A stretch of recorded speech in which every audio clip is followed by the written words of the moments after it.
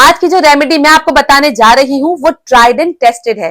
वो ना सिर्फ मैंने अप्लाई की है बल्कि मेरे पेशेंट की भी ट्राइड एंड टेस्टेड है। मेरी एक ऐसी पेशेंट है जिनसे मेरी बात हुई और मैंने उन्हें सजेस्ट किया कि आप एक ऐसा शैम्पू इस्तेमाल करें जो कि सल्फेट फ्री हो, पैराबेन फ्री हो और सिलिकॉन फ्री भी हो। लेकिन उन्होंने मुझे बहुत ऑनेस्टली बात कही कि वो अभी न्यू शैम्पू में इन्वेस्ट नहीं करना चाहती। उन्होंने अपने पुराने शैम्पू का ही बहुत सारा स्टॉक बाय कर लिया था और अब वो न्यू शैम्पू को अफोर्ड नहीं कर सकती। तो हमने मिलकर एक ऐसे शैम्पू का इंग्रेडिएंट उनको बताया जो उन्होंने अपने उसी शैम्पू में ऐड किया, जिससे उनके जो पुराने शैम्पू के जितने भी हार्श केमिकल्स थे वो सारे बहुत कम हो गए, लेस कंसेंट्रेटेड हो गए और जितने भी नेचुरल इंग्रेडिएंट का इफेक्ट उनके बालों में होना चाहिए वो बढ़ गया। हमने उनके लिए 2 रेसिपीज तैयार की थी। हर हेयर वॉश के लिए वो ऑल्टरनेट रेसिपी ट्राई करती थी।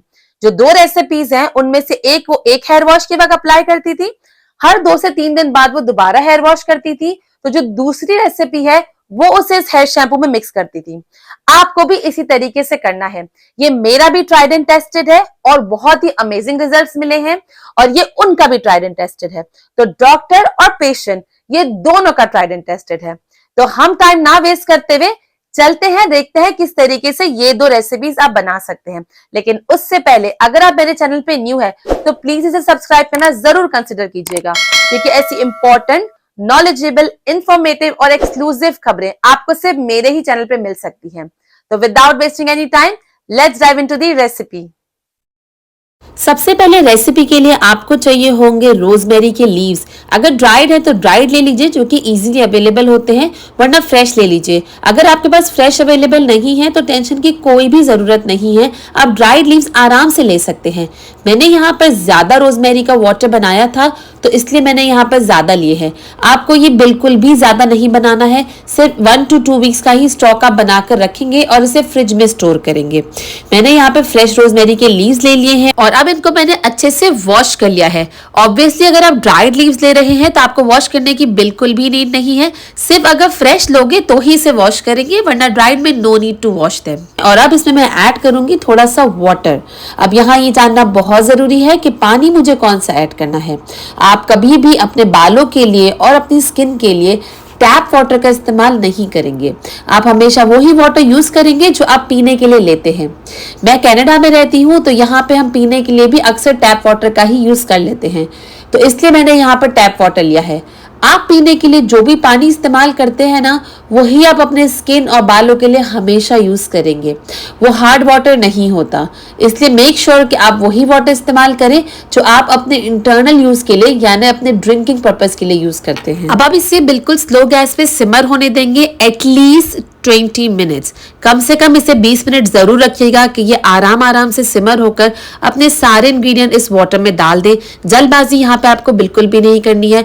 रोजमेरी के अंदर मौजूद जितने भी पोटेंट इंग्रेडिएंट है ना, वो इस वाटर में आ जाएंगे। एक स्टडी से ये बात जाहिर हुई है कि जो रोजमेरी का वाटर और जो इसका एक्सट्रैक्ट होता है वो एक हार्मोन को ब्लॉक करता है। उस हार्मोन का नाम होता है DHT।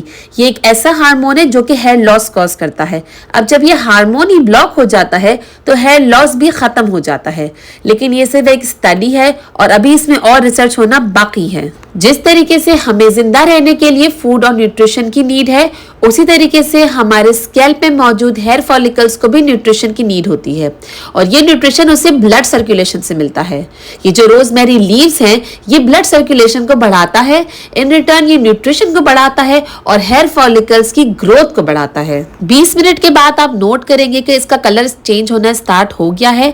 अब आप अपने स्टोव को बंद कर देंगे और इसे ठंडा होने रख देंगे इसी पॉट के अंदर ही। पॉट को चेंज करने की नीड नहीं है। इसके अंदर आप कम से कम इसे 1 से 2 घंटा रहने देंगे ताकि ये मजीद इन्फ्यूज्ड इसमें हो जाए। 1 से 2 घंटे के बाद जब ये बिल्कुल अच्छे तरीके से ठंडा हो जाए और इन्फ्यूजन कंप्लीट हो जाए तो आप इसे किसी भी कंटेनर में निकाल लेंगे। चाहे तो इसे स्प्रे बॉटल में निकाल लें या किसी भी बोल में निकाल लें। और जब भी आप अपना शावर लेंगे तो थोड़ा सा ये वाटर अपने हाथ में लेंगे और शैम्पू को इसमें ऐड करेंगे और अपने शैम्पू के साथ इस मिक्सचर को ऐड कर कर अच्छी तरीके से अपने स्कैल्प को रिंस ऑफ कर लेंगे। सेकेंड रेमेडी की तरफ चलते हैं। इसके लिए हमें सबसे पहले चाहिए होगा 2 कप के करीब पानी। अगेन आप पानी यहाँ पे वो ही लेंगे जो कि आप पीने के लिए इस्तेमाल करते हैं। इस पानी में हम ऐड करेंगे चाय पत्ती। जी हाँ, जो रेगुलर चाय पत्ती हम चाय बनाने के लिए यूज करते हैं, हम उसे यहाँ पे यूज करेंगे। चाय पत्ती की तकरीबन 2 से 3 चमचे भरकर बिल्कुल टेबल स्पून के करीब आप इसमें ऐड कर देंगे। ब्लैक टी में मौजूद होते हैं ऐसे एंटीऑक्सीडेंट्स और कैफीन जो कि ये बिलीव किया जाता है कि आपकी स्कैल्प की हेल्थ को प्रमोट करता है और हेयर ग्रोथ में मदद करता है।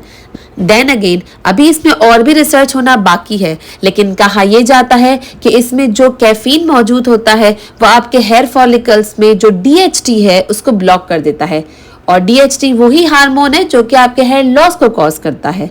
ये हार्मोन ही ब्लॉक हो जाएगा जैसे रोजमेरी से कर रहा था, उसी तरीके से ब्लैक टी भी इस हार्मोन को ब्लॉक कर देती है और हेयर ग्रोथ होना ज्यादा बढ़ जाती है। इस मिक्सचर को आप चूल्हे पे रख दें उबालने के लिए और इसे अच्छे तरीके से बॉईल होने दें। हमें यहाँ पे बिल्कुल भी जल्दी नहीं करनी है, इतना बॉईल करना है इसे कि जो 2 कप पानी था वो बिल्कुल 1 कप ही रह जाए और ये पानी कंसंट्रेटेड हो जाए। एक टेस्ट ट्यूब स्टडी ऐसे हुई थी जहां पे उन्होंने ह्यूमन स्किन पे कैफीन के जरिए और टेस्टोस्टेरोन के जरिए ये नोट किया था कि हेयर ग्रोथ इंक्रीज हुई थी।